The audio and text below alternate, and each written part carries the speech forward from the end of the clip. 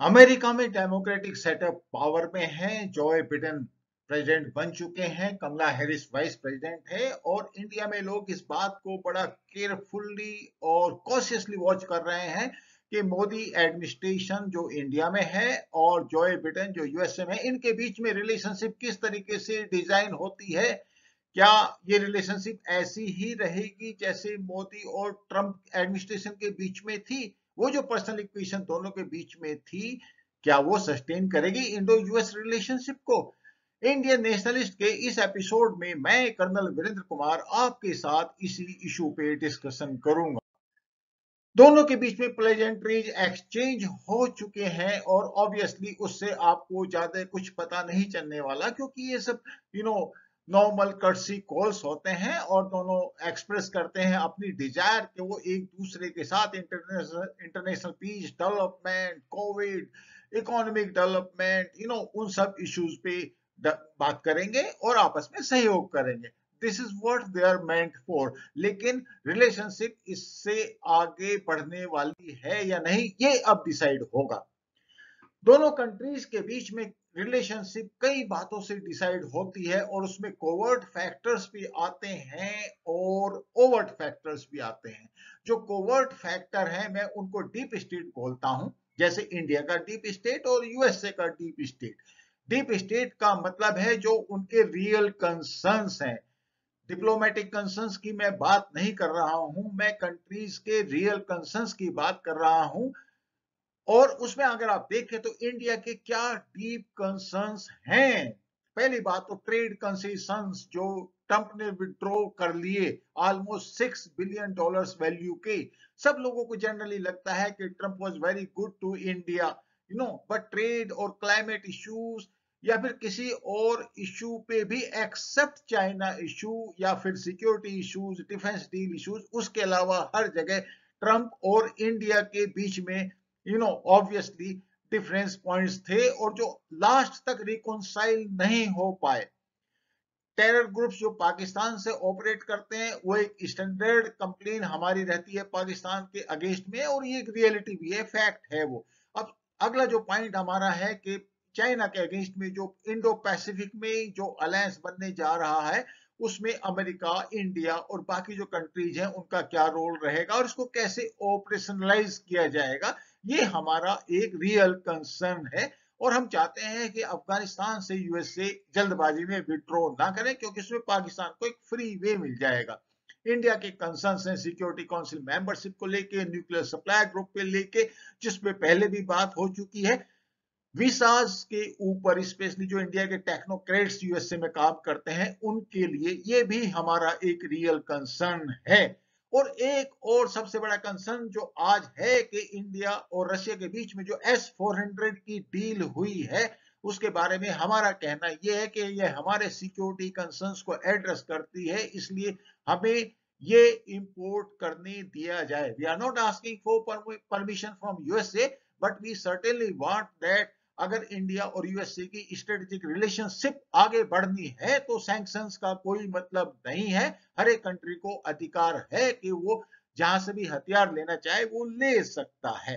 Means that is what exactly India covertly desires. These are the serious concerns of India. अब आप देखें कि America के real concerns क्या हैं डीप स्टेट के। और ये कंसर्न्स रहते हैं हमेशा, बाई पार्टीशन अप्रोच रहती है। आपकी जो रूलिंग पार्टी है, जो मेन ऑपोजिशन पार्टी है, या बाकी जो पॉलिटिकल ग्रुप्स हैं, उन सब का ये एक सेम एग्रीमेंट रहता है। एक तरीके से आप कह सकते हैं कि irrespective of the party in power वो पॉलिसी चेंज नहीं होती। अब आप यूएसए का देखिए, उनका डीप स्टेट क्या कहता है। पहली बात तो ये they want to be sole super power, whether they can be और they may not be, that is a different issue, but they want what they were say around 4 to 5 years back. And of course they want to develop alliance with democracies, India included. They are working on that, and they want to be superpower economically, militarily and technologically. They want to be ahead of others, and that includes China as well. Now as far as the Democrats are concerned, they consider Russia as the main threat. As far as China is concerned, they consider him a competitor. अभी इस पे actually उन्होंने एक बड़ा specific सा statement नहीं आया, because it is too early to say how they are going to shape up against China. But एक चीज तो बिल्कुल क्लियर है कि China is being watched very closely, it is being treated as a competitor और may be adversary. Now as far as the S-400 is concern, USA का real concern है ये, जैसे हमारा रियल कंसर्न है ऐसे ही उनका एक रियल कंसर्न है कि हम रशिया के साथ अपनी डिफेंस जो रिलेशनशिप है उसको थोड़ा कम करें, स्पेशली जो S-400 है उसको हम वहां से इंपोर्ट ना करें, और इंडिया को means it should balance China. Of course एक सबटल डिजायर रहती है किसी की भी, और स्पेशली किसी भी सुपर पावर की, के कंट्रीज को आपस में बैलेंस रखा जाए, तो उसमें इंडिया का ये भी है कि पाकिस्तान को उसके साथ बैलेंस किया जाए। दो their priority right now is that India should balance China, and that is why they are looking for strategic partnership with India। तो ये तो डीप स्टेट के कंसर्न्स हो गए।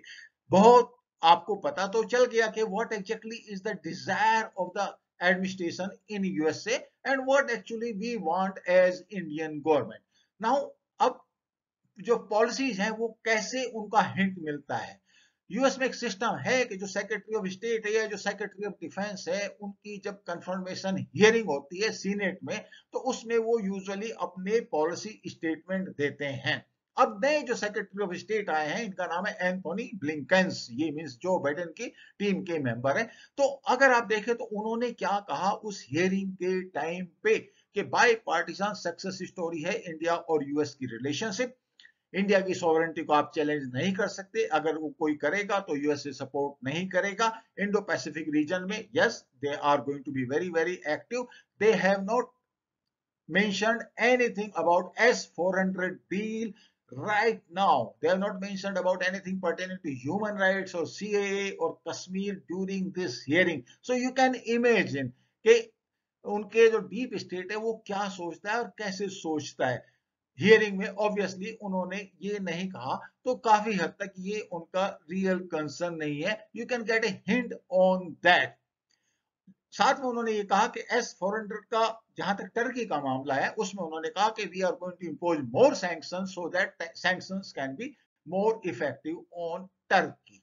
Let us be very very clear about it. But the same gentleman Anthony Blinken in the month of November Hudson institute में जो उन्होंने कहा था, वहां पे उन्होंने कहा था कि यस J&K का इस जो मामला है वो उन्होंने वो डिस्कस किया था, सिटीजनशिप की पॉइंट भी उन्होंने उठाया था, लेकिन साथ में उन्होंने कहा था कि हम इंडिया के साथ इनको इस तरीके से डिस्कस करेंगे कि हमारी रिलेशनशिप उनके साथ स्ट्रॉन्ग हो। नाउ लुक एट इट, जब आप ऑफिस में होते हो तब आपकी क्या अप्रोच होती है, और जब आप ऑफिस में नहीं होते तो आपकी क्या अप्रोच होती है। इसीलिए मैंने डीप स्टेट की बात की कि अमेरिका को इंडिया की रियल कंसर्न समझने चाहिए और इंडिया को अमेरिका के रियल कंसर्न समझने चाहिए, so that they can develop a strategic partnership with each other. Let us see what Secretary of Defense has to say, General Lloyd Austin. He has said yes, India is going to be a major defense partner, and this relationship will be operationalise. इसका मतलब हुआ कि India और US को अगर साथ में forces deploy करने पड़े तो उसमें ज्यादा प्रॉब्लम नहीं होगी। Means alignment in communication, logistics, mutual support, defence supplies, ये सब क्रिएट किया जाएगा। अब उसके बाद जहां तक पाकिस्तान की बात है, ये पाकिस्तान का पहली बार मेंशन हुआ है इसमें। उन्होंने कहा कि Pakistan has done well in Afghanistan to support us for that matter, because US wants to withdraw from there. But as far as the terror groups operating from its soil against India is concerned, it is required to do more. But again, they have not mentioned anything about resumption of aid to Pakistan. They have kept it ambiguous right now. अब मैं आपसे बताता हूं S-400 के बारे में। Is India purchasing the S-400 anti-missile defense? Russia और India के बीच में जो S-400 की डील है ये बहुत ही ट्रिकी होने वाली है इंडो यूएस स्ट्रेटेजिक रिलेशनशिप के लिए। हमारी वो एक सिक्योरिटी और डिफेंस रिक्वायरमेंट है, और उनकी रिक्वायरमेंट है कि हम रशिया के साथ अपनी जो डिफेंस रिलेशनशिप है, स्पेशली S-400 वाली, उसको आगे न बढ़ाएं, उसको कैंसिल करें ना। दोनों के लिए ये ऑलमोस्ट नॉन निगोशिएबल है। इन द सेंस रशिया के लिए ये नॉन निगोशिएबल है कि हम यूएसए के साथ एक स्ट्रेटेजिक रिलेशनशिप में आगे बढ़े, और अमेरिका के लिए ये एक्चुअली नॉन निगोशिएबल है कि हम रशिया के साथ ये डील करें। और जहां तक इंडिया का परसेप्शन है, इंडिया के लिए ये नॉन निगोशिएबल है कि हम अपनी रिलेशनशिप इंडिपेंडेंटली डिसाइड करेंगे। That is the main concern. और ये हमारा, मैंने आपसे जो कहा था कि रियल कंसर्न है, ये हमारे रियल कंसर्न में आता है।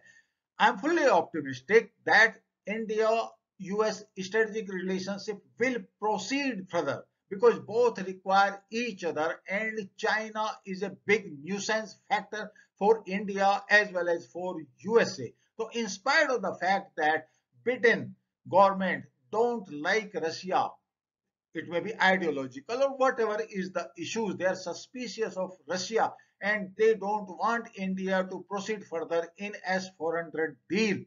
I am very optimistic that this deal will proceed further, though it is going to be very, very tricky for both India and USA. Thank you so much. मेरा ये video आपको कैसा लगा, please like and subscribe. Thank you.